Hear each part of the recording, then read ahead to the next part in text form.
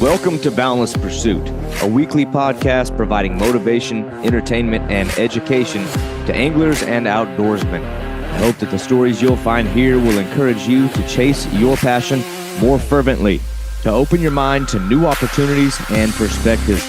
Your engagement and feedback is critical to the growth of this show, and I would love to hear your suggestions on topics or potential guests. You can reach me at boundlesspursuitfishing@gmail.com or at my website, www.boundless-pursuit.com. That's where you'll find all related articles, media, and merchandise. Please remember, the show will gain traction from your support. Be sure to like, comment, and share this podcast to your friends and connections. I'm your host, David Graham. Now let's get on to today's episode.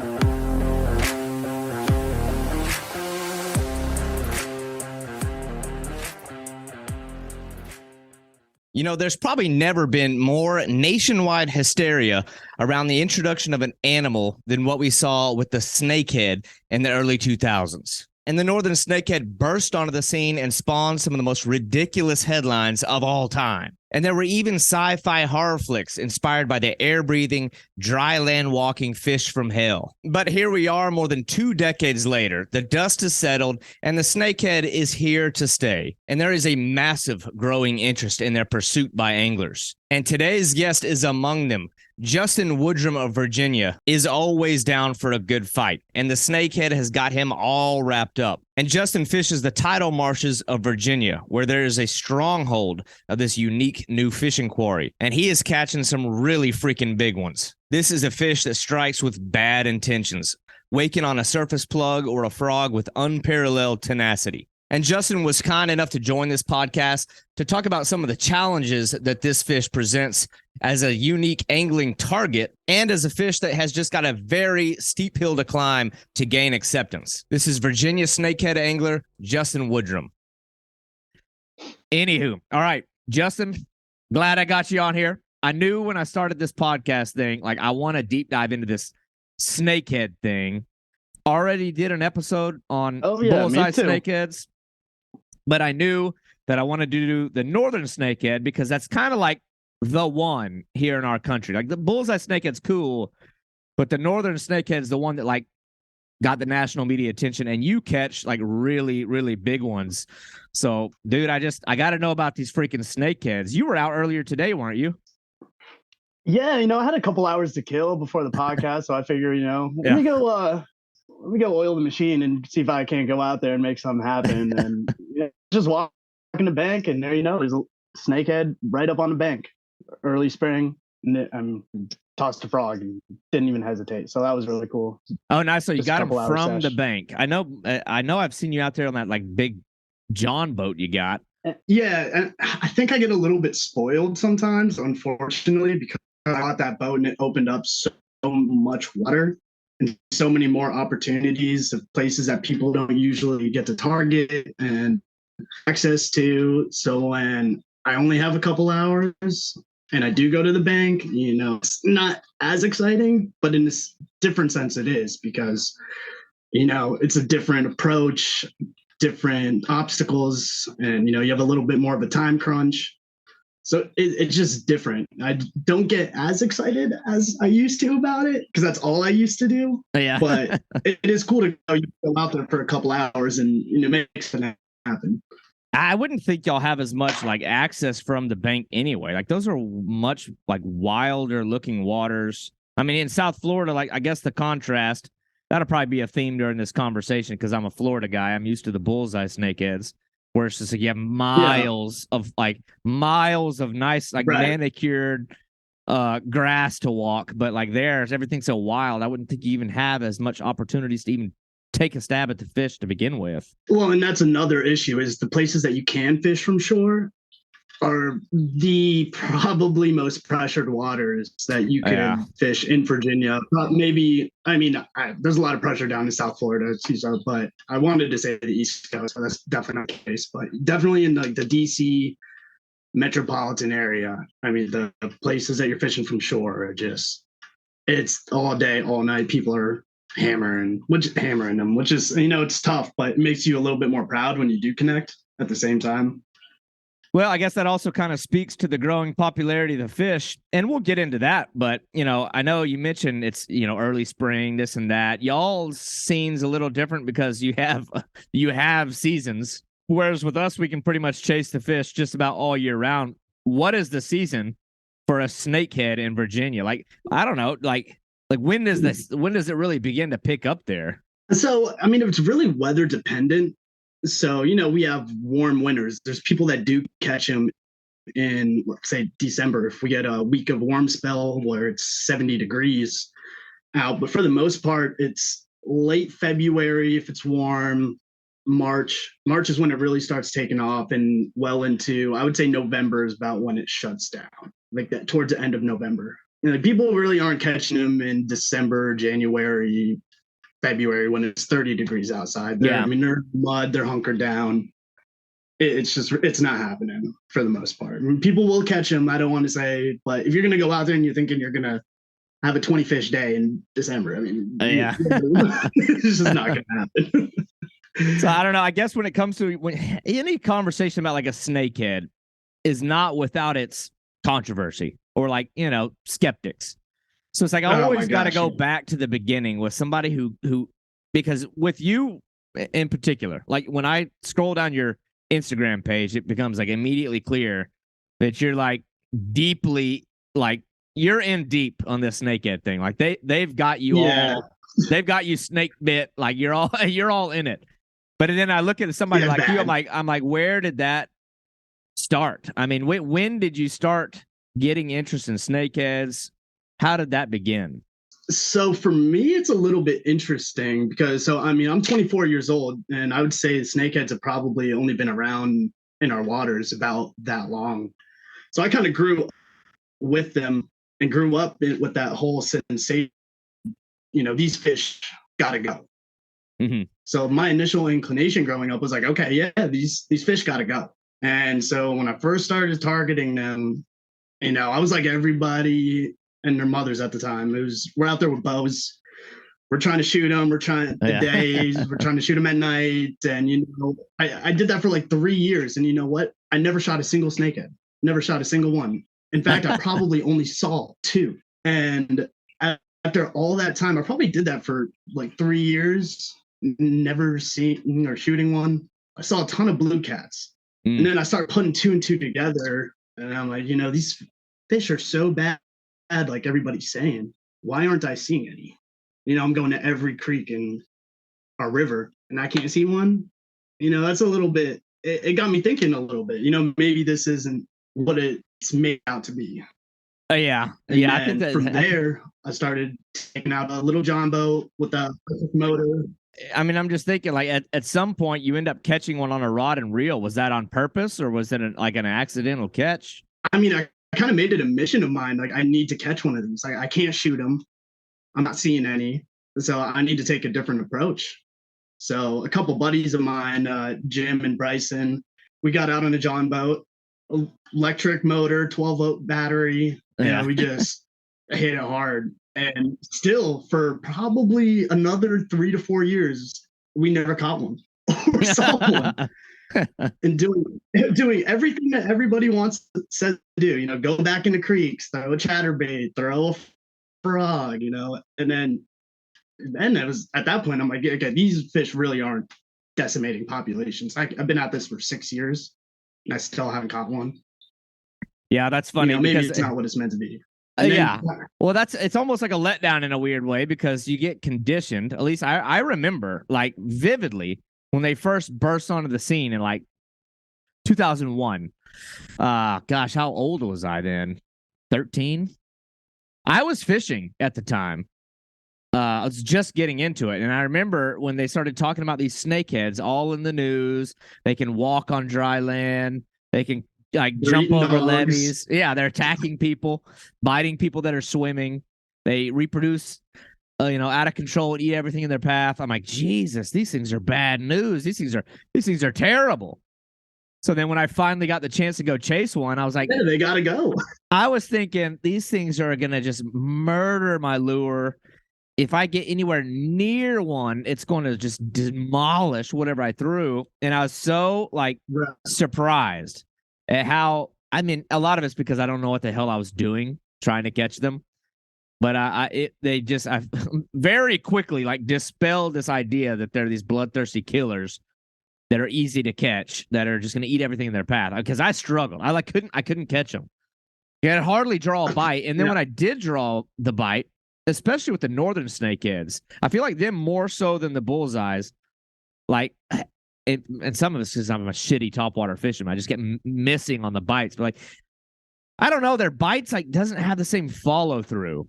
Like I could, like they kept missing the lures. Like they would hit like 3 feet behind the lure. Yeah, and sometimes I think they're a little bit finicky and special sometimes, and yeah, but, yeah, they're very skittish from what I've seen, and like you said, people made it like you get within them, they're gonna come charge your boat.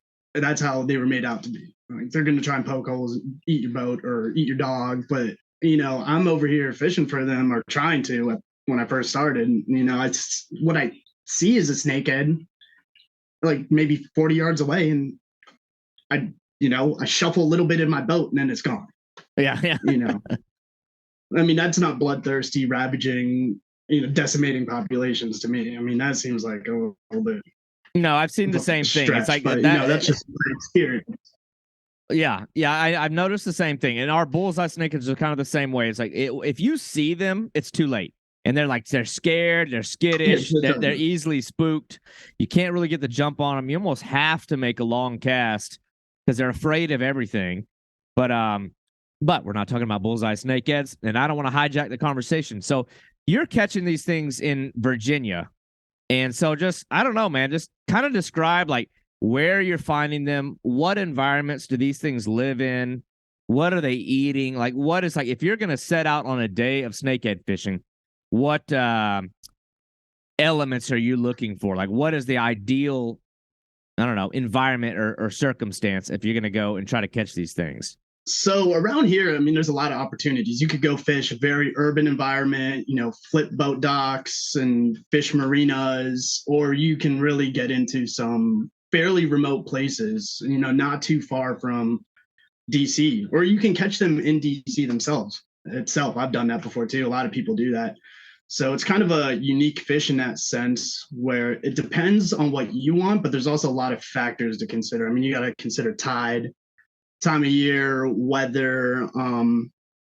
I found that particularly sunny days aren't the best. And what I've found with that is since they are very skittish, they like to hide. And if there's a lot of sun out, they feel very exposed and they're not going to be moving around or swimming, following lures. And you got to have a very delicate approach. So I'm not really, I'm I guess a ground and pound kind of fisherman at heart. I like to just cover water. And, if they're in that little skittish mood, I'm going to try and avoid those nice days. I say it all the time to people. It's like, you give me a day where there's thunderstorms in the afternoon or, rain, I'm in. Sign me up. And a lot of that is because there's less pressure, but a lot of that is I think the fish, in particular snakehead, are really sensitive to low pressure systems. And this is all my speculation, but they have a very long air bladder. It goes like from basically the back of their head almost to their tail. And so the barometric pressure they're very sensitive to it. So okay, that's interesting. I think that kind of makes sense for a lot of those, I don't know, ambush style predators. Mm-hmm. And correct me if I'm wrong. Like this is a type of fish that like it wants to be near or in or around like heavy cover, heavy vegetation, right? Is that true or? Yeah, and they don't want to be out in the open. Like if you're, a lot of bass, you can catch them out in the middle of a creek mouth or something. I mean, and you can do that with snakeheads, but for the most part, they want to be in the grass, in the hydrilla, around logs, something. Because they're ambush predators, not out there crushing shad balls or any of that nonsense. So, I mean, it is a very delicate fishing, but if you can find a low pressure system, I find that they do rise to the surface a little bit because I think they're a little bit more sensitive to it. It's a working theory. I'm still learning this, and I think a lot of people still are. I don't want to come out and say like this is the gold standard, but if I were to pick a day, it's going to be a rainy day. Low pressure.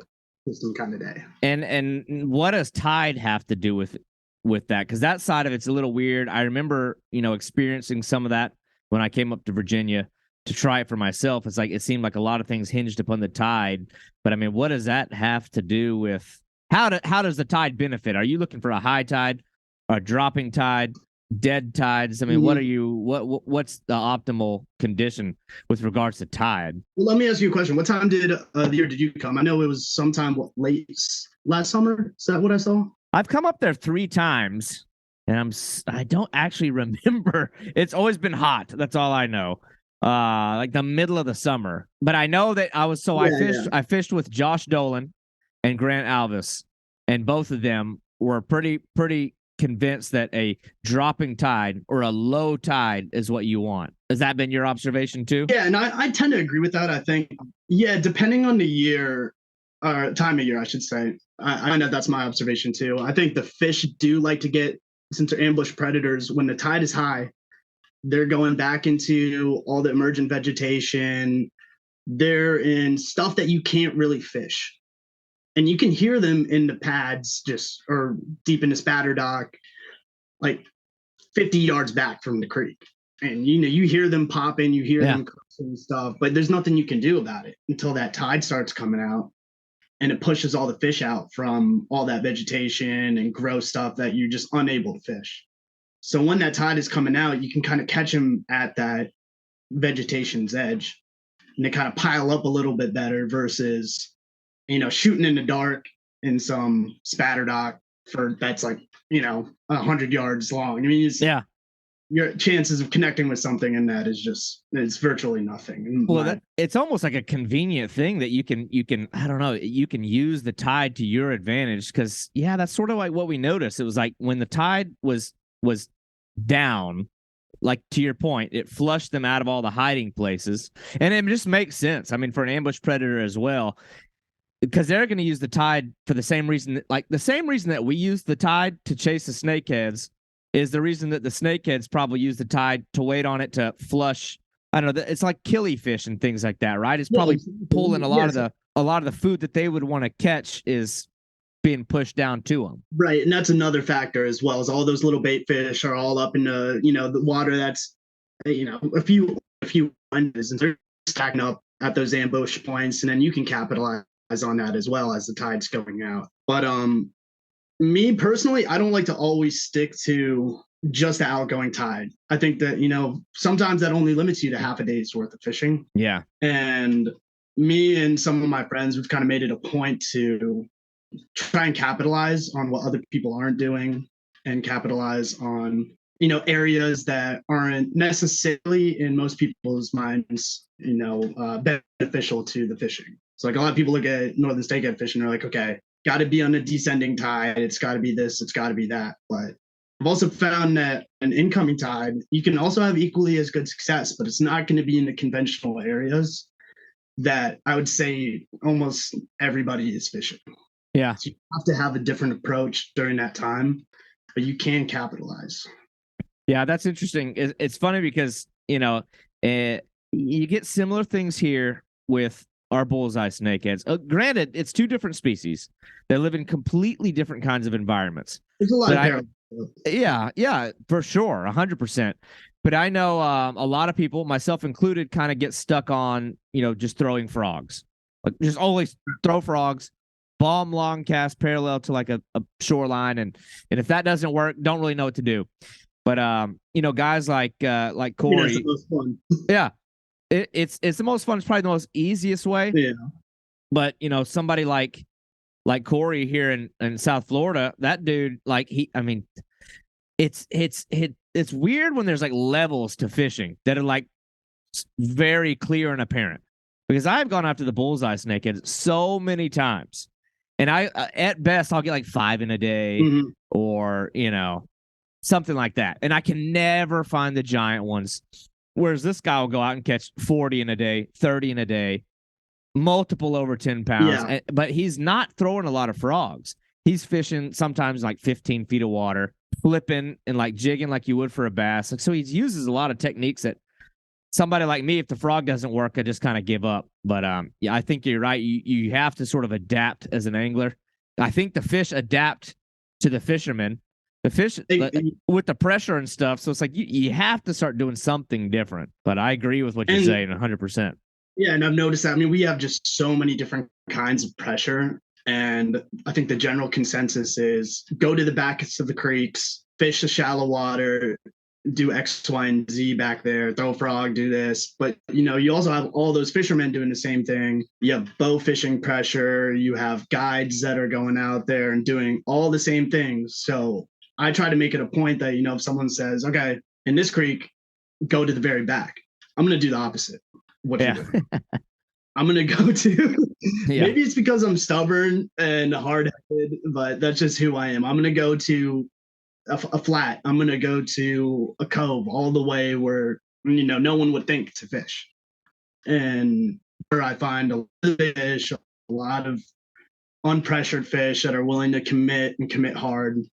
And that's where really I find most of my success, in the unconventional places. I think snakeheads are becoming more stagnant, more pressure, that they are going to be found in places that they haven't necessarily been in years past. And I'm noticing that trend year after year as I keep fishing for them, interestingly enough. Well, I think people are going to have to start doing something beyond just throwing a frog, especially because this is like a fish that has gone crazy with popularity in just the last 10 years.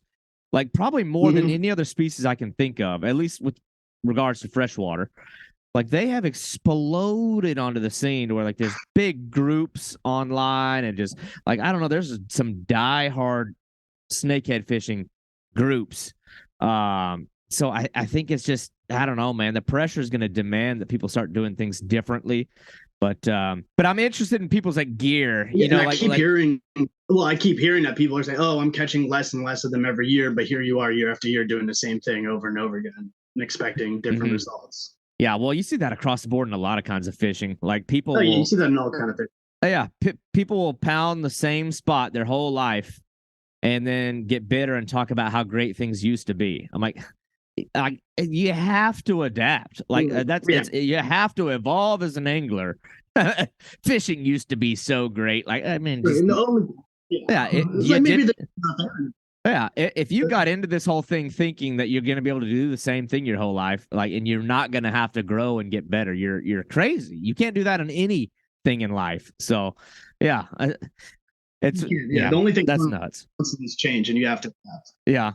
Well, y'all's water is so much different. For me, that was a big part of what I enjoyed most about coming up to Virginia. The water's so wild. I remember we went out to places you felt like you were in a different country. No houses, no buildings, no sign of everything looked the way it was when the country was colonized. And I thought that side of it was so refreshing and so cool.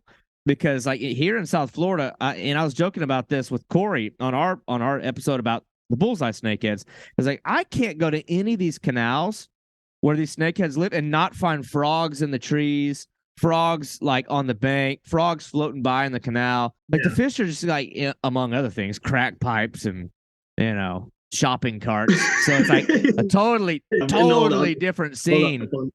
But I did like that out there. It's I don't know. It's but it's so much nicer. But I know that that's changing, which is unfortunate because the fish are just getting I think it's getting to a point now where I think I'm a good case in point. I came from a long way just to catch those things. And I think that your area and those areas are going to start seeing that a lot more. So it's it demands that you start doing something to get out ahead of it, because those folks are going to show up throwing frogs. They're going to do like me. They're going to show up throwing the elementary level approach to catching the snakeheads. Well, yeah, and it's almost become a destination. I think South Florida has had that same effect too in their freshwater canals as well. But I mean, there's only a few places that you can go catch a northern snakehead. I mean, Maryland, Virginia. So people are traveling from all over.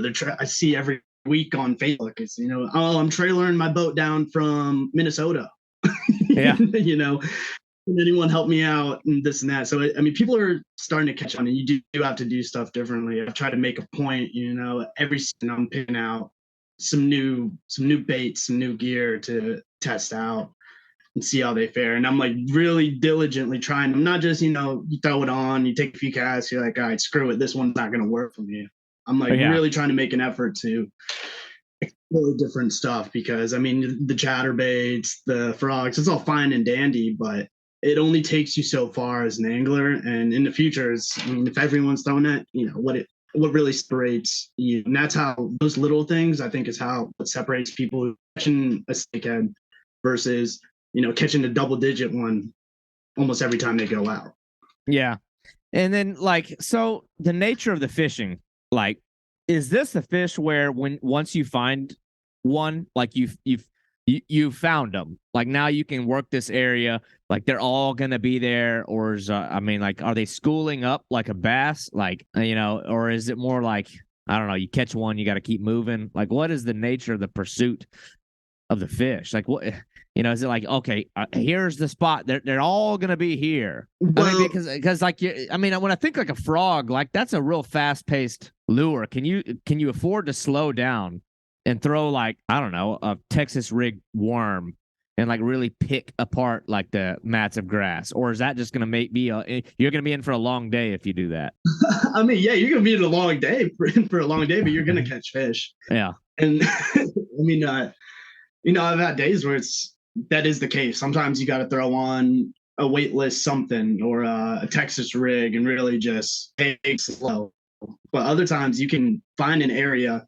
And I don't want to say they school, but once you find an area where there is one snakehead, there's going to be more there. It's very rare that there's only going to be that one.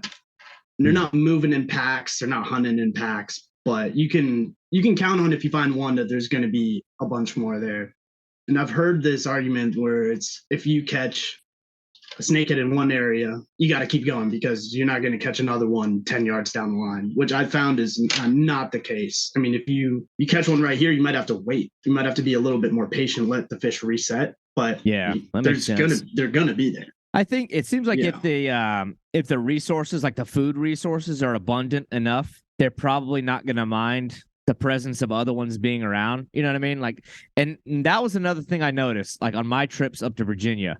I would throw a frog, and in the wake that the frog made, there was showers of little minnows. It seemed like there was so much I don't know, there's so much food in the water. These little, I guess they're killifish or something. We'd be paddling, and there would be in the kayak, jumping into the kayak. I'm there's so much food for these snakeheads. That there's no way that they're I don't know, taking up the resources, eating everything to where nothing else can survive. There was, I couldn't believe how much food there was. And so I guess in an environment like that, it makes more sense that they'd be willing to be near each other, especially if it's in an area that what are they mostly eating? I think that's an important question. What are snakeheads eating? I think some people think they're going out of their way and eating bass, and they're eating bluegill.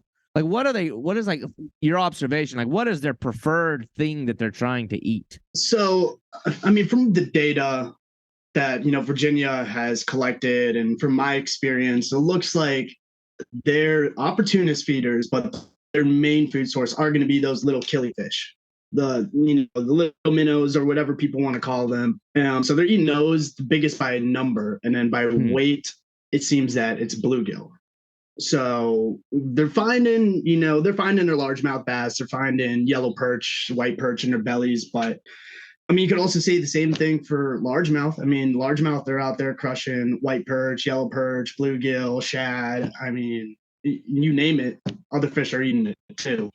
And my observation is there's no shortage of bait out there. And the amount of predators that are out there, from bass, catfish. I mean, I know you saw all the blue cats out there. It's amazing that there is that much forage still out there. That part's unbelievable. And we can talk about that in a little bit, because I mean, that's a nightmare scenario. When I saw that, I'm like, this is hell. This sucks. Because I have no shame in saying I use a lot of bait. When I do bowfin fishing, I like bait. I like sitting on chunks of bait. I feel like that, it's relaxing to me. It's something, I mean, I'll do it with lures too, but it's that's not even an option there. It can't be done with those blue cats. But we'll go down that rabbit hole in a little bit. But I think it's an important topic to talk about what those snakeheads are eating, because there's like this prevailing thought that they eat everything and they eat a lot of it.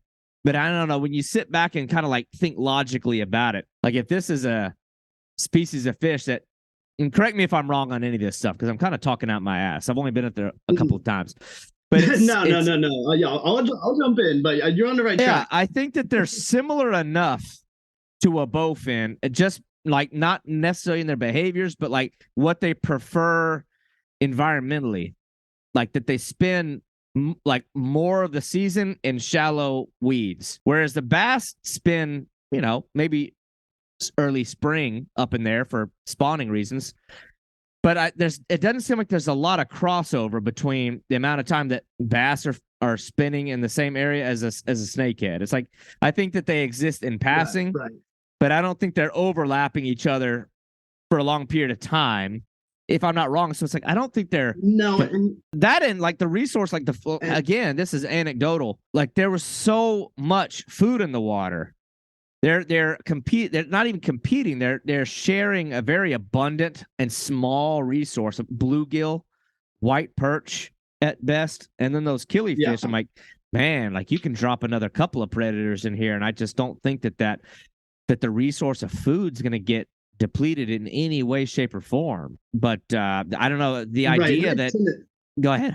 I tend to agree with you. I mean, I think, and this is, I'm no scientist. I don't want to claim again to be the voice of the snakehead fishing, but I think, in my observation, is that they found a little bit of their own niche in the ecosystem that wasn't preoccupied by something else. Like, yes, like you said, I mean, they have a little bit of a crossover in the spring with bass spawning, but even then, the bass are spawning, in 5 to 10, maybe a little bit deeper water. And but by that point, the snakeheads are already in a foot of water, so they're already past that point.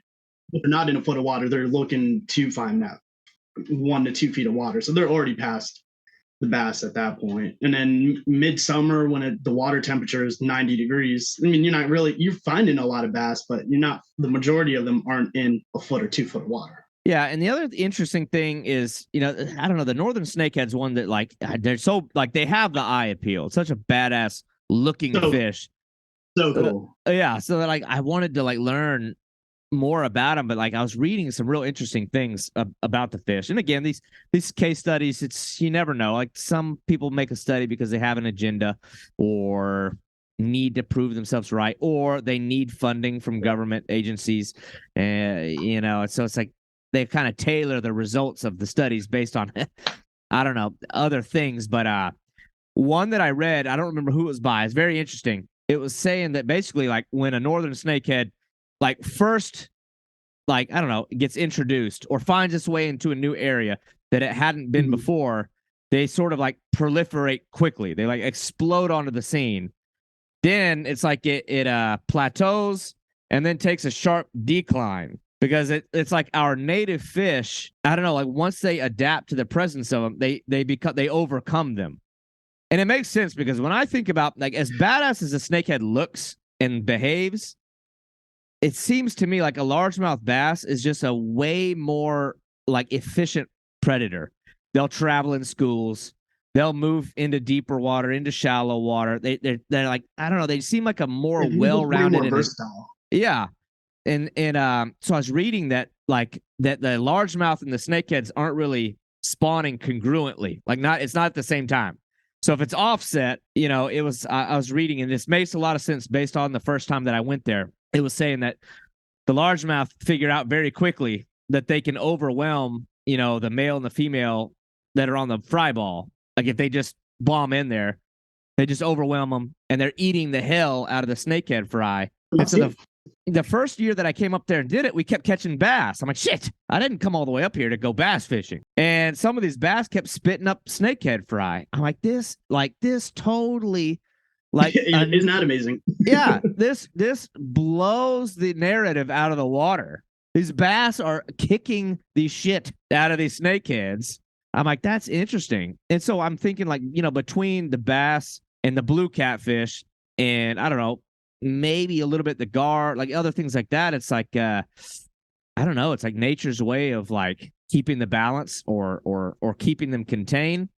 But I thought that was so interesting to see, and I mean, you're there all the year, so I'm just kind of curious, like what you've seen. Yeah, and I think a lot of the times, well, I think like you said, I mean, these fish, the native fish, they don't know what to do with these snakeheads for the first, maybe 7-10 years that they're in the population. But once they figure out, okay, these fry are bright orange, bright yellow, they're coming to the surface every 30 seconds for a breath of air. I mean, that's like a beacon for eat me in the fish world. And then they don't have any fins in a sense that, like a white perch, you hold a white perch and that thing's like a knife, man. That shit's dangerous. A yellow perch, that thing, you hold it wrong, it might cut you pretty. That's not appealing to a largemouth bass or a blue cat necessarily, but you have a little snakehead fry that doesn't have any sharp dorsal fins or really any way of protecting itself. I mean, that's just, they'll slurp those things down all day. Even up into they bass, a little grow maybe like 12 inches in a year. But that first year, I mean, they're super vulnerable to everything. Birds, mostly other fish, but even birds get into the mix of that as well. I mean, that first year being a snakehead is not pretty. So, but after that first year, I mean, as with any other fish, once you get over, 12 inches, it's hard for, anything else to touch you. Making it to that year mark and past the 12 inches, I would say is very tough for those little guys. Yeah. Well, I think that also kind of like speaks to what we mentioned earlier. Like it behooves you to stay proactive in your pursuit of the snakehead. Like don't be like, this is my go-to spot. Your go-to spot's going to suck in 5 years. Like you need to continue to like, it's almost like you'd almost want to be, I don't know, depending on how like deeply entrenched in the snakehead thing is. I would be out there looking for areas that don't necessarily even have them yet, but like have a high potential of getting them soon. And like, you want to be there when the real big blooms happen. But it's interesting. It's like it seems like the population maybe isn't necessarily growing; it's just moving. But I don't know. It's way different than what we see here because our bullseyes are so contained. They're contained by environmental factors like temperature thresholds. Right. Like it's either too cold, it's too hot. They can't get over certain levees. They can't get past the dams. They can't get past the pump station. Everything's been like, it's just not the natural environment that they live in down here. It's just they're like really like they got one spot and they ain't moving, but up there, I don't know. It's like it shifts around.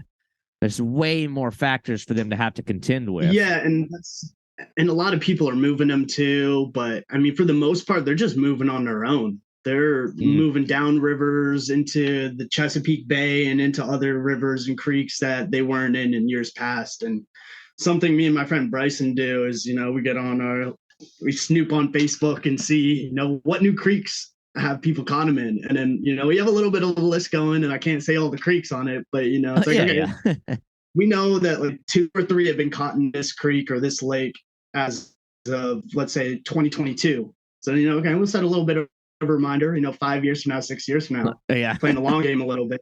Like that's when the population peaks. Okay, that's where we need to be there. We need to make a point to get there. We find out, okay, we look back in the archives and we find out in this river that they've been there for about 8 years now. It's like, okay, we got to go there. We got to go there because that's when the population's peaked. That's like the best fishing that you'll find because everything after that is about it. They start to level out with the environment and things start to find that little equilibrium and balance. So you do have to kind of keep tabs on it because I guess in the business world, it's like emerging markets. I think I'm no economist, but I think that's what I would call it. Some of these rivers that are getting populated with snakeheads and newly. So I try to keep tabs on all that information too and create a little bit of a list of places to keep an eye out of. Now, and I don't know, maybe I'm getting ahead of myself. I know you said you've, really only been chasing them for a certain period of time, so maybe you can't speak to this side of it. But on the flip side, have you noticed any like impact? I wouldn't say measurable because it's not like you're out there taking like, I don't know, specimen samples or, anything like that. But have you seen that like if the snakeheads are really heavy populated in an area that there's no bass? Or like, have you, what I'm trying to get at is, have you noticed they're having like a negative impact on other, more popular native species, or has it impacted, like, if you wanted to go out and go bass fishing right now, do you think that you would be hampered by the presence of the snakeheads at all? And, I think that's a tough question because in Virginia, where I fish, I don't think that's an issue. I haven't ran into that issue. I don't know other people that have ran into that issue. And that's for the tidal rivers and for lakes. But I mean, that's not to say that they might find themselves in, a cypress swamp and they might decimate everything. I mean, and there's always that risk. I mean, there's not going to be a one size fit all. Just because it works for Virginia or in the Chesapeake Bay means it's going to work for North Carolina or some other place of that nature, and I think that's something that people should consider and take seriously. I mean, we got it pretty good over here, but let's not push it. Let's not, reintroduce them into other areas and make it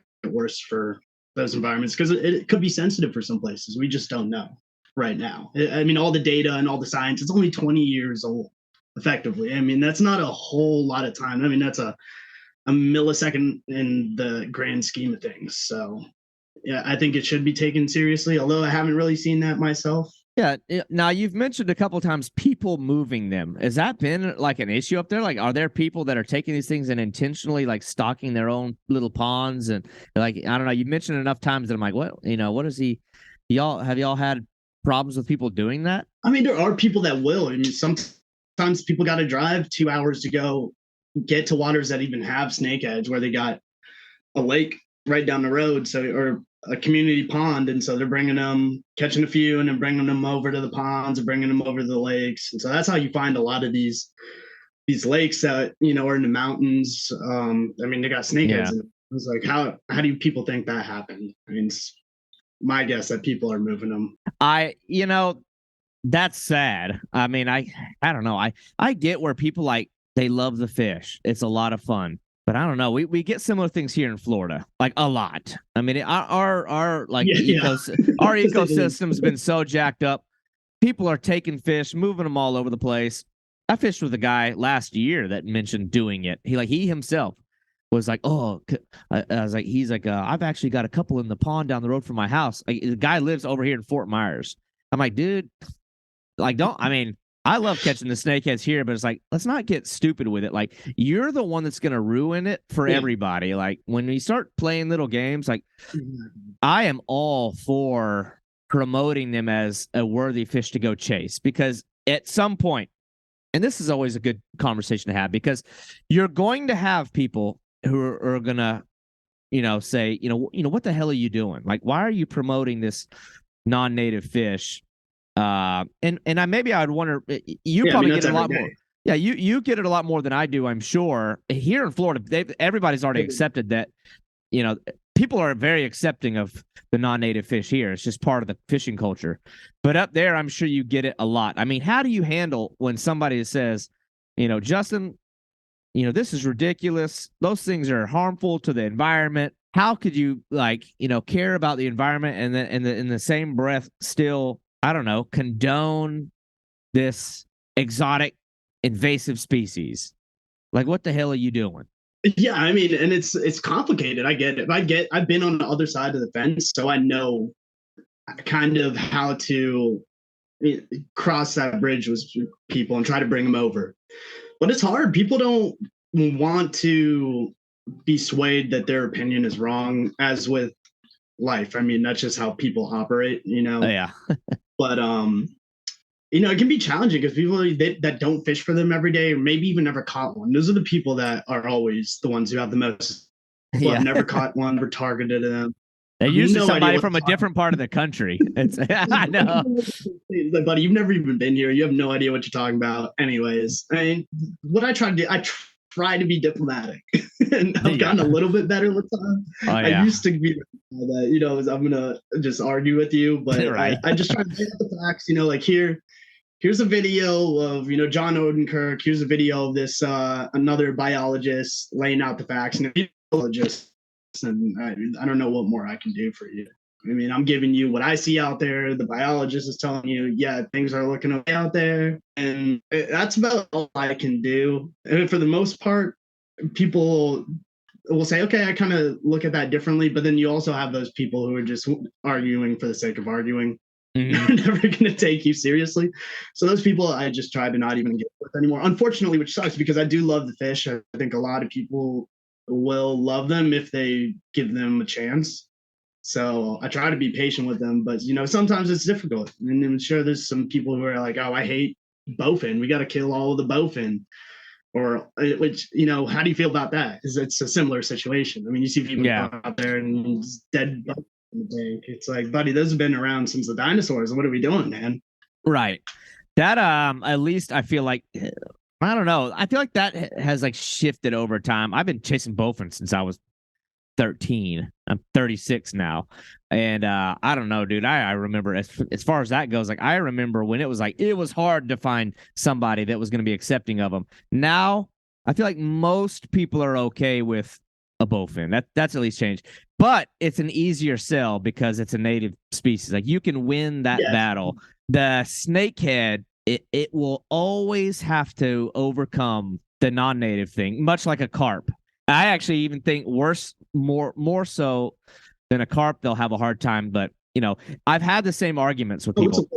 I try to stay away from it too, especially if it's an internet war. If it's a person who's face to face, normally you can wear them down with intellect and like I don't know, you can kind of dominate their personality a little bit. On the internet, a little jackass can be like macho man, and then they have the easy escape route. They can just click a button, be gone.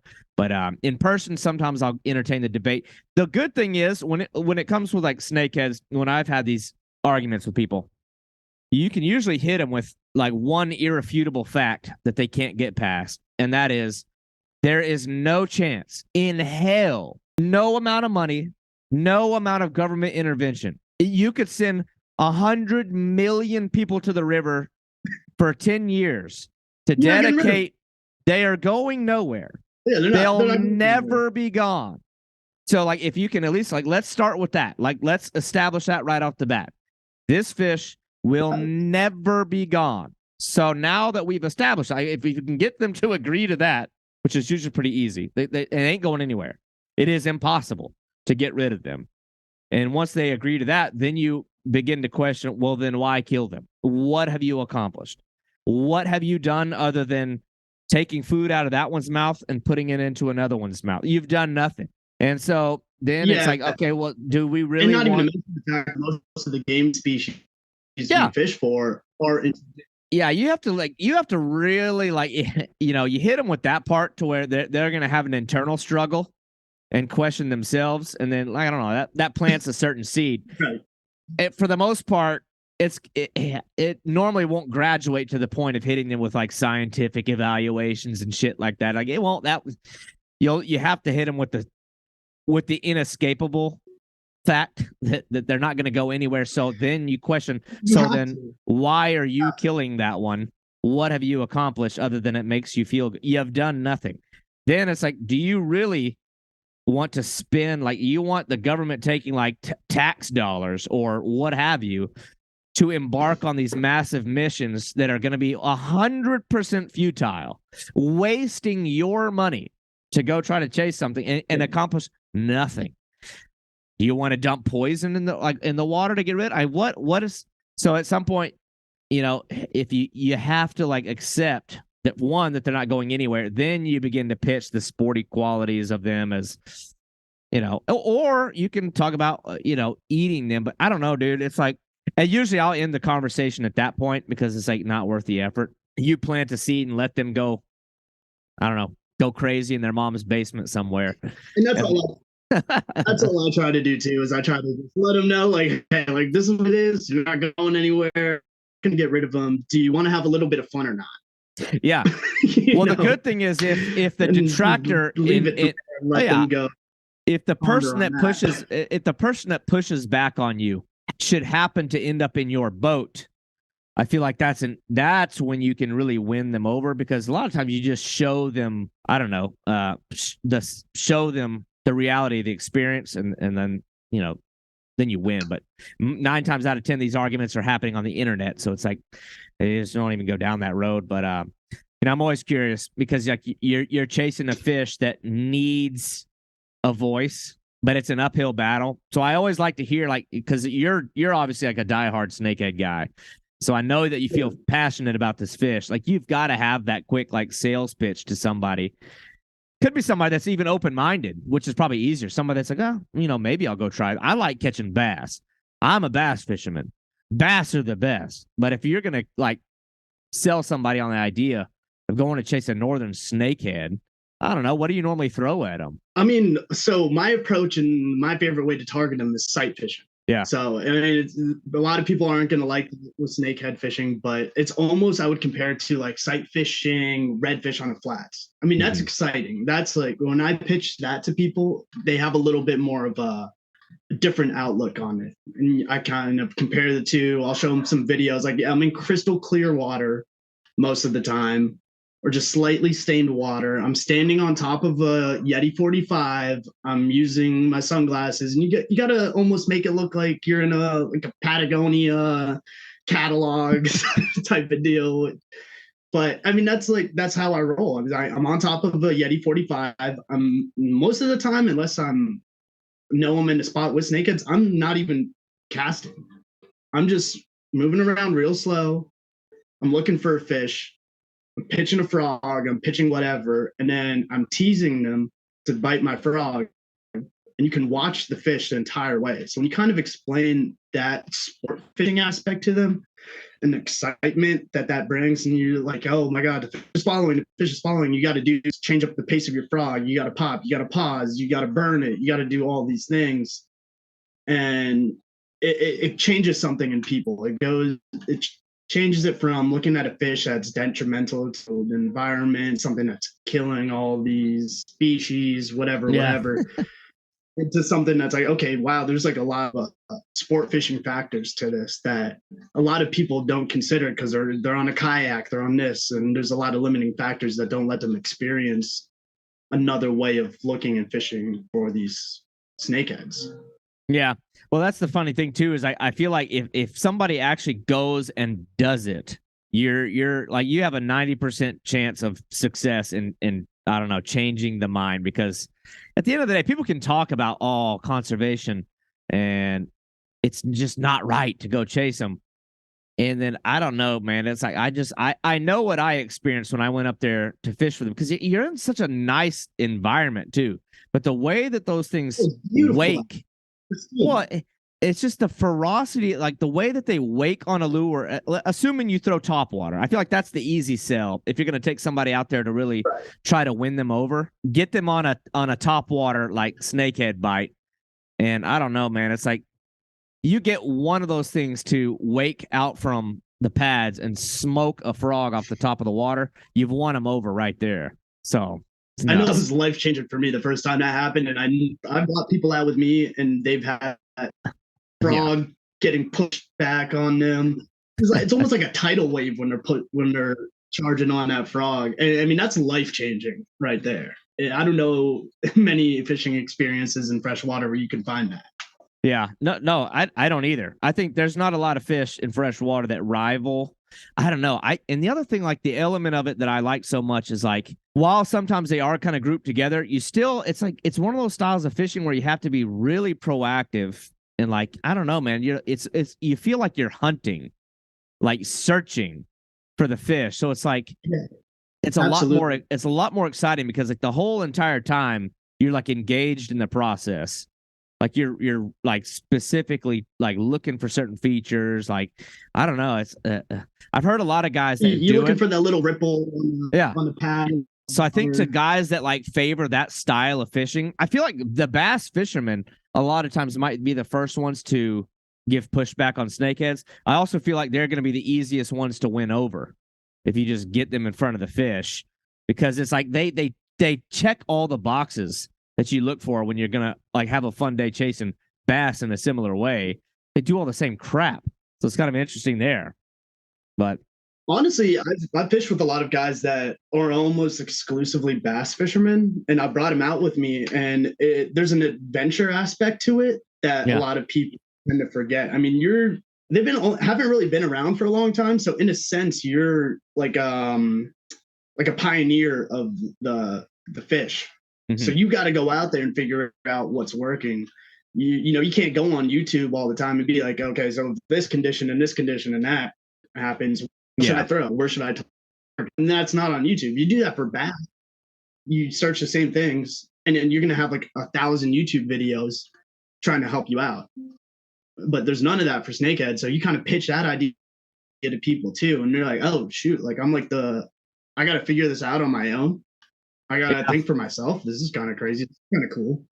I like that you mentioned that. I've had a couple of guys on here talking about totally different species. Like it's always those obscure fish for me that have like interest me more than and I love to go bass fishing all the same. I chase, popular sport fish the exact same way. But it's funny you mentioned that. That's always been kind of where my interest lies in a lot of these different species of fish, is that there's such a lack of information resources online. You can't just get on there and like research how to do it. You have to go figure it out for yourself.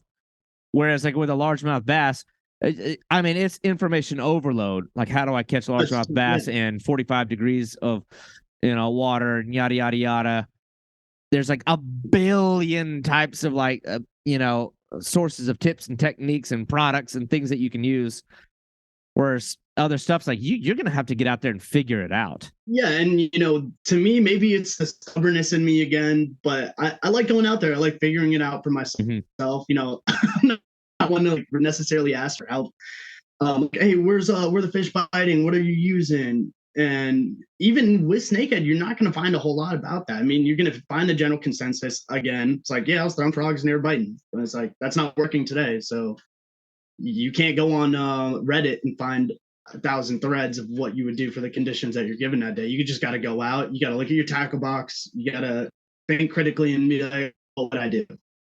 And on that front is where you start catching those big fish. So somebody like you, just to kind of dive a little more into the how-tos or the approach side of it, because we can talk about the why you shoulds all day long, and I think the Snakehead needs that. It needs people that have been there, done it, speaking on their behalf. Because I don't know, man, they were put into such a deep hole during those Frankenfish days that it's like it's going to take them ages to climb out of it. They may never climb all the way out of it. Yep. I think I think having a name like Snakehead in America probably doesn't help, because people put a lot behind a name. Unfortunately, people are scared of snakes. Yeah, unfortunately, I think you're right. People are spooky and spooked out and freaked out by the idea of a snake anyway.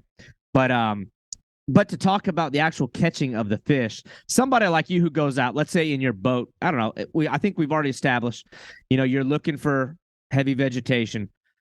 Maybe you favor overcast conditions or low light conditions. I don't know, a dropping tide, a low tide. If you have, I don't know, let's say 4 rods in your boat, 5 rods in your boat. Yeah. How is each one kind of like, what does your gear look like? Like the line class, are you running braid? Do you need a leader because they have teeth? Like what is like this typical setup? And do you have like a set number of different things you're throwing when you're searching for what they want to eat? Like what is, I don't know, top 5 lure choices and your like gear and tackle, rod and reel look like? Yeah, no, that's a great question. So typically how I run it is just for set the stage a little bit. I'm standing on top of my cooler. I'm sight fishing. So I got one rod in my hand, and then I have a rod rack right behind me. So I have 3 easily accessible rods as well. Mm-hmm. So in my hand, I'm usually have a search bait of some kind, whether that's a frog usually is what it is. So that's something that I can just burn, ground and pound. I don't have to twitch it.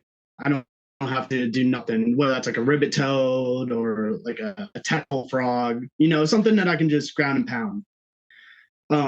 I got that on my Daiwa 200 with, I think I got 50-pound Power Pro on that. Just straight braid. Yeah, I'm not running a leader on top water. Did you say 50-pound or 15? 50. Yeah, 50. Okay. 50. Yeah, for top water. And why do you need such heavy ass line? Heavy hydrilla, some heavy Okay, to yank them out of the vegetation, yeah. Yeah, I mean, you got a muscle. Yeah. I mean, that's part of it. Another part of it is they got teeth, and it sometimes even with the 50-pound line, they're gonna choke your frog and they're gonna snap 50-pound braid like it was nothing. And that's just the name of the game. Sometimes a lot of people like throwing heavier stuff. I don't think you can cast as far with it. I don't think it's as smooth. So I found that 50-pound braid is the least that I will go. And I don't like pushing it too much with heavier stuff like 65 or 70. To me, that's like I'm just throwing around like twine at that point. Right. But yeah, I'll do that on a heavy power rod. Yeah, with like a Daiwa 200, something with some drag behind it, because you do have to muscle these fish out. And if you get like a 14-pound snakehead on the other end, it's not really going to play games with you. You want to have a little bit of beef on your end. Well, 14 pounds. I guess that makes me want to ask. So, what's the biggest one you've managed to catch so far? Well, the ones on your Instagram look like monsters. Well, what kind of personal best are we talking here? So the last few years I've broken it every year. I'm looking at my phone right now. Yeah, this year I got a 14.5-pounder. God. Which was, what is the length on something like that? Like 35 inches? Oh, they're like a heavy bodied fish. I mean, the longest one I caught was probably like 36 inches, but this one was actually just stout. It was just stout and a big old fatty. This one was like only like 33, which I mean is still, I say only 33. I mean, that's still a big That's a fish. thick fish, yeah, for sure. Yeah, sometimes they're super, super long, like 35 inches, but they're only like 10 pounds. A lot of the times I found like the 33, 34 ones that are just thick as anything are the most fun. But yeah, we've been lucky to put a lot of big fish on the boat this last few years. I think a lot of that has to do with it as well. Are they like the bullseyes where the male is actually the bigger one? I don't remember if they're like that. It's like everything with them is like backwards, or is the female the bigger one with the northern snake? I guess it doesn't matter. It's not like you're sticking your finger up their butt to find out. Yeah. I think if I remember correctly, the males are big, and that's I guess uncommon in the animal kingdom. I think I don't know if that's quotable. Well, it's with mammals that's the case, but not like you would have really ever known. With fish, it's usually not that way, at least not in North America. But then like all the exotic fish seem like they get that. Like down here, that's how it is. Like the peacock bass, it's the male that's bigger. Like with the bullseye snakehead, it's the male that's bigger. It's just weird. Yeah, and I think it's the same thing over here. But you can't really tell when you're looking at them whether one's a male or not. I mean, at least from what I've seen, males are darker, but that's about it. Yeah, it was interesting. I was kind of curious what kind of like stuff you're throwing at them, because I know you're contending with the weeds. Maybe you have to make long casts. They have the teeth, but I wouldn't necessarily think you'd need a leader, because I don't know if their teeth are there. I don't know if their teeth are made for cutting. But then you see those images of them biting chunks out of stuff, so I don't really know. It's a crazy thing. So I throw a leader, and a lot of people hate that I throw a leader. I always get a lot of kickback on that for subsurface lures, whether that's spinner baits, shatter baits, anything subsurface. I'm throwing a leader on that. I think for me, it's just a confidence thing as well as a pressure thing. I think as more pressure is imposed upon these fish, you have to give yourself those little edges that are going to set you apart. Like what kind of leader? People. Like fluorocarbon? Like what are you putting on there? Yeah, I'm throwing 25-pound fluorocarbon. It's a little bit heavier, but I find that it's, I don't like pushing it on big fish. I'm just going to dive into that hydrilla. Sometimes those teeth are real sharp. Yeah. So I run with 25-pound fluorocarbon on all my subsurface. Everything. Because I didn't know. I get a lot of pushback on that. I really do. People hate it. Like, you just I don't know. I don't understand. I don't understand what the issue there would be, but I don't know how like line weary they are. If they like what I don't know what their vision's really like. All I know is like my experience with them was like the damn things were missing the lure so bad. And my nerves are terrible with like topwater fishing. If they hit 5 feet behind my frog, I'm still setting the hook. Like, but I was like, why are they missing so much? Yeah, and that's another. Yeah. But I think their vision it's not great, but for me, I think the fluorocarbon, if anything, is just confidence and just something small to set you apart from every other fisherman that's going out to specifically target snakehead. If they're seeing braid and chatterbaits all day, I'm gonna throw something a little bit different. Well, I do similar with bowfin, and bowfin have horrible eyesight. Well, at least I don't know if their eyesight's bad or if they just don't care. They don't give a damn what your line looks like. I find that they just don't freaking care. Man. Yeah, I think they just don't give a crap. But I also know their teeth aren't like, I hear people say, I use steel leaders. I'm like, that is so unnecessary. And that's only going to result in more that's like, yeah. but you know, they have teeth similar. But what I do with bowfin, and I don't know, I think I do actually the same thing with our bullseye snakeheads. I'll use a leader. It's the same thing. It's just added confidence of like 150-pound braided line. So it's just thicker braid. People are like, why are you using 150-pound line? I'm like, I'm just adding a little bit of extra something, you know, in the off chance their teeth shear the line a little bit. But you know, it's interesting. I don't think their teeth are really made for cutting so much as, I don't know, holding, or they're like peg-like teeth. But anyway. Yeah, it's not for cutting, but they're sharp. And they will cut your line undoubtedly. And you know, sometimes the smaller ones are the ones that are going to cut your line the most, because those teeth are they're primed up, they're ready. The older they get, the more dull the teeth get. And find those little ones, man, they'll take a frog, and then it's like a 2-pound fish just broke you off. Well, this is all like an opinion-based type of question, so you can kind of go wherever you want with it. But I'm always curious, like, where do you think that these fish are headed? Like, do they stand a chance in ever like garnering acceptance?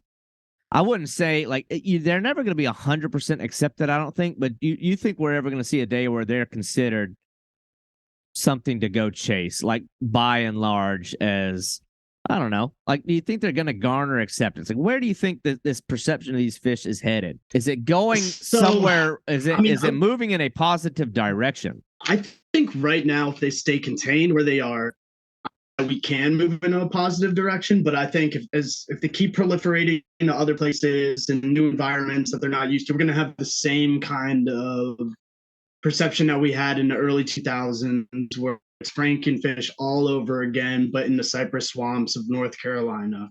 Mm-hmm. And I think unfortunately, it's probably going to take a long time for them to get a little bit of a positive reaction from the public, just for that reason, because they're going to keep proliferating to other areas of the country. Yeah. And it's going to shock people, and then it's going to take another 15 years to like gain their confidence back. But I think at some point there will be a little bit of a shift in narrative. When that point is, I mean, I hope it's next week, but realistically, it's probably going to be a while down the road. Unfortunately, I just think they have such a large hill or mountain, I guess you could say, to climb, unfortunately, from where they were. I mean, it just got such a bad rap that I don't think is deserved. But that's just my opinion. I think the rest of the country probably feels a little bit differently, where they don't have snakeheads, and all they see is the perception of them online, unfortunately. So until people can really start experiencing them for themselves, I think that it's going to be tough. Yeah, I agree with that. I don't think they're anywhere near a point where, at least not nationally, they'll be accepted like that. You're probably right. I think every time some jackass takes one and moves it, and it creates that little like explosion, that little mini like flare up of emotions, you know, it sets the ticker back. But I think it's setting back an inevitable acceptance of the fish. I think their acceptance will always be similar, like that of a common carp. Where I think that they could actually overtake even the perception of a carp, though. I mean, carp have been here since like the 1700s, and people still think they're this out of control non-native fish. But people don't. That the typical angler is not trying to catch carp because it's like a bait. You know, it's a sucker-faced fish that you catch using baits. Whereas this is like one. Not a wow factor to it.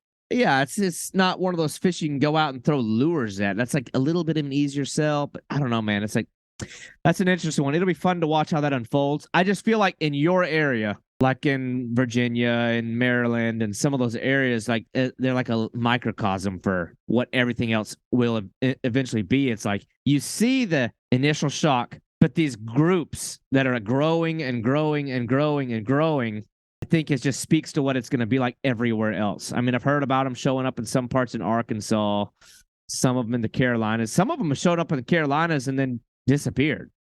It's like they're showing up. People are, I don't know, maybe putting them there and then they they're not taking to the environment, or something's happening. They're dying off. But Yeah, I don't know. I've noticed that too. I heard about the Carolinas maybe like a few years ago, but I haven't heard anything since. So, Yeah, there was some lake maybe maybe Lake Wiley. I don't remember where it was in North Carolina. Supposedly they found one or they saw a couple, and then like they haven't seen or heard of him since. It's like maybe they didn't make it. But anyway. yeah, maybe not. But, I mean, I communities that snakeheads currently are. I mean, there's a growing love for them. There's a lot of people who hated them 10 years ago, love the hell out of them now. And so places that they are established, I mean, there's a big growing popularity of them, which I like to see. I mean, there's a lot more pressure on the water, but yeah, I do like seeing these fish get a little bit of support, which is very nice. And, from people who I saw hating on them a few years ago, like, what, these things aren't so bad. So that's really cool to see the progress that they've had over the years and the areas that they established. Yeah. Well, the one that makes me laugh is when you see the people that hate the snakeheads from like a conservation angle. We got to protect our environment. These damn things are eating up all the bass. Well, those are the same people. Yeah. I'm like, okay, so should we, those are the same people that'll bitch and complain and stomp and kill something like a gar or a bowfin. Like, wait a minute. I thought we were supposed to protect the native fish. So it's like, you can't have it both ways. But anyway, that's neither here nor there. But it's a funny thing. But, one of the reasons I wanted to bring you on here to talk about the northern snakehead is because you're one of the guys that has also come down, and this is sort of a recent thing. We talked about it earlier. You've also come down and chased the bullseye snakeheads. So I always got to ask, like, what compare and contrast those two fish, because I think it's such an interesting contrast. I mean, it's similar in some ways, but it's like, I don't know, just what was your impression of our bullseye snakeheads and like what you got to do to chase them? Well, the first thing that doing some research on the bullseye I thought was really cool was they can't be in cold environments, whereas the northern snakehead needs a little bit of a cold period so that they can collect themselves. And so I thought that was pretty cool. Yeah, I had the pleasure of going out with Captain Eric down there, Flo Bass. He really put us on, and it's similar in a lot of ways the way that you fish for them. You're hitting the banks, you're hitting shallow areas.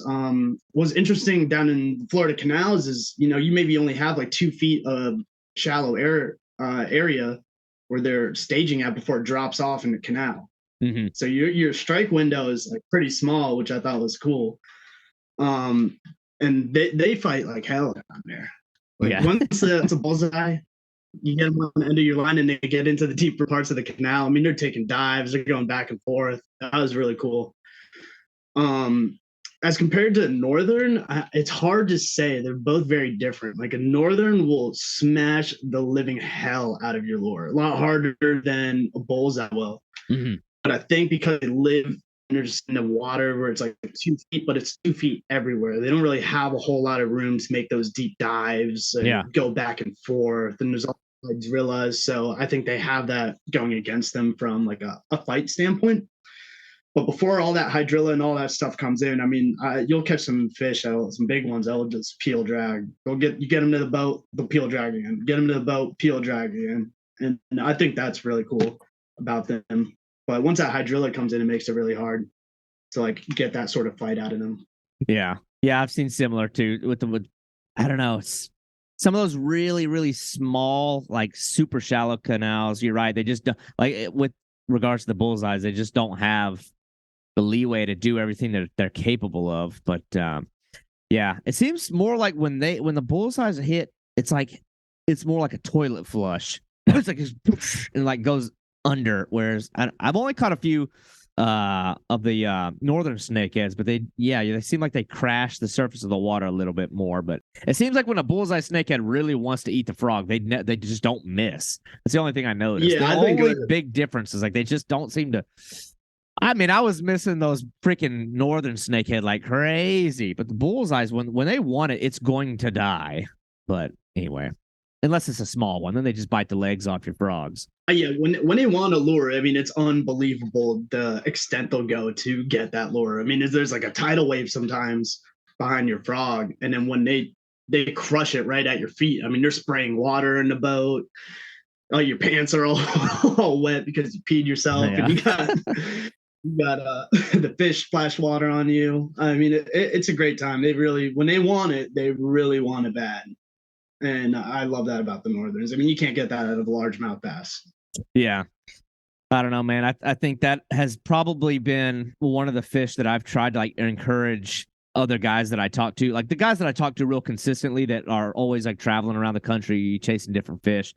I'm always trying to push them like, dude, you've got to go after these northern snakeheads. Like it's such a unique, I don't know, man. Like, and I've struggled to catch them almost every time I've gone, but like that's been some of the funnest stuff. The trips that I've come up there to do that have been as fun or more fun than some like the real big targets that I've gone after around the country. Like I think if I was up there where you're at, I'd probably be like you. I'd just be chasing them damn snakeheads all the time. I'd end up not fishing for much else. But I don't know. I just think. Yeah, I mean, the adrenaline factor is that there's just nothing really quite like it around here. And the areas that the fish will take you to are just some of the remotest parts of the state. I think that's what I really enjoyed. Yeah, that's what I really enjoyed. Like this last time I was out there with Grant and with Josh, there's like bald eagles flying around. Like there's like these big cliffs at this one place we were at. I'm like, this is so awesome. Yeah. Like I'm so used, I love it here in Florida. But seeing all the development and all like, everything south of Lake Okeechobee is just canals and water management systems and just nothing looks natural anymore. So it's like every time I go somewhere that looks natural, I always love it. So like, man, them freaking northern snakeheads, I can't get enough of that. I love our bullseye snakeheads. I think there's a fun element behind the grunge in the pursuit of them. I don't know. It's just like a kind of a fun edge to chasing them that you're like parking behind. It's a little grimy sometimes. Yeah, you're like dodging crackheads and like parking behind McDonald's to go chase them. Yeah, there's like I don't know, the guerrilla warfare element of it is kind of cool to a point, but I'm definitely much more into, I'm much more into a situation where I can look up and see like white-tailed deer and eagles over, an iguana and a crackhead. So, and not see another fisherman all day. That's pretty good. Too. So yeah, you're gonna see all kinds. You gotta make it down again this summer. Yeah, it's freaking cool. But at the same time, I don't know. We've talked a lot about it. We've discussed 14-pounders and in the scenery and some of the fish that you catch. But let's say anybody who is interested in seeing what we've been talking about, where can they go to find you on? I don't know. Social media, anywhere, things where they can go to see the stuff that you're doing. Instagram account. I don't know if you do YouTube, things like that. Yeah, I don't do YouTube, but I'm on Instagram at VA_Snakehead. Yeah, anyone feel free to ask me some questions about, if you want to get started. I'm not going to spot burn myself or anybody else, so I might not do that. But I'll point you in the right directions. I'm happy to help people out. I'm not going to give you everything on a silver platter, but I'll help you out. I'll point people in the right direction. So I'm happy. You're not like guiding or anything like that, are you? No, I'm not. That's something that I play around with in the future. But right now, I don't want to put like a monetary price on it. Yeah. Kind of just enjoy it. And I gotta be careful with that too. People will be like, "Well, I'm just gonna pay for his spots." So.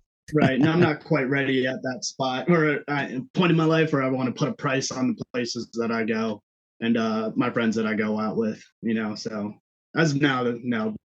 But yeah, shoot me a DM, anybody, and I'm happy to help you out. Yeah, man. Well, Justin, I appreciate you coming on here. You've got, I don't know, this little platform to continue to promote the fish. I think you do a really good job. I think the easiest way to promote them is what you're already doing on Instagram, because the photos of the fish, they're like badass. Like anybody who hates the fish is going to have a real they're going to have a real hard internal struggle with what they think is right and with what I think their desire as an angler is going to, I know that little devil on the shoulder is going to be whispering real hard when they start seeing some of the photos you have of like, shit. Like this one. I know. I was like, damn, maybe, why am I holding out on this? It is an inevitable thing. Again, the fish are going nowhere. Get in while it's getting good, because they're only getting pressured more. More and more people are jumping on the train, and the fish are going to become harder and harder to come by. And I don't know, man. I can't encourage people enough. Check out your stuff. Block off a long weekend on the calendar because I've made the trips. It is badass. It looks like some of the funnest kind of fishing that you can do. If you like an active approach, like if you like going out and slinging lures and working, and then like the payoff when the fish blasts, like it's a very visual game. Like you're very much in it.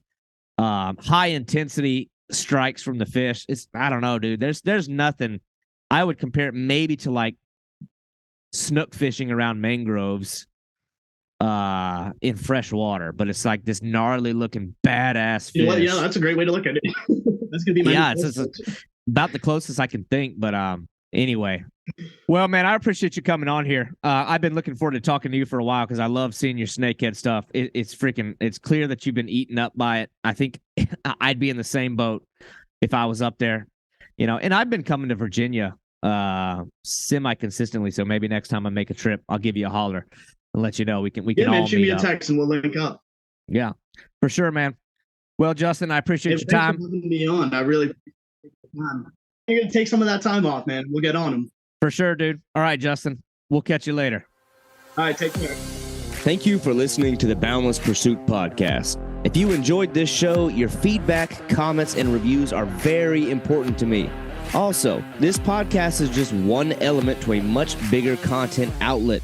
I urge you to head over to www.haverodswilltravel.com, where you'll find audio, visual, and written editorial content. That is 3 dimensions of awesome fishing content brought to you by a very dynamic team of anglers. I hope that you'll tune in next week as we continue to build this program and have interesting and skilled anglers each Thursday.